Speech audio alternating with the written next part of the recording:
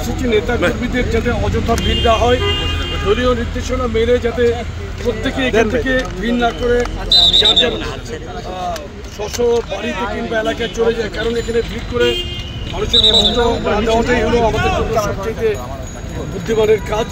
এই নির্দেশনাটা অ্যাকচুয়ালি যাতে সবাই মেনে চলে, এই বার্তাটা এখানে আমি দিয়ে গেলাম আর কি।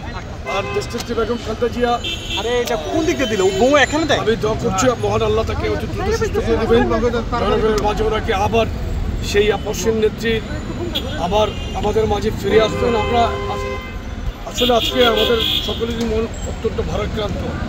আপনারা আপনাদের মাধ্যমে দেশবাসীর কাছে প্রিয় নেতা জনাব তারেক রহমান দোয়া চেয়েছেন, আমিও আপনাদের মাধ্যমে দেশবাসীর কাছে দোয়া চাই এবং যুবদলের নেতাকর্মীদের প্রতি এখানে নির্দেশনা যে আপনারা অযথা ভিড় করবেন। ভাই অবস্থার উন্নতি বসুন্ধরা ডায়াপেন্ট এখন আরো উন্নত। এই hot air through top sheet দ্রুত শোষণ করে সোনামণিকে দেয় কোমল অনুভূতি। কোনো আপডেট আছে কিনা? যারা ডাক্তাররা এখানে দায়িত্ব পালন করছেন তারা তো ভিতরে আছেন।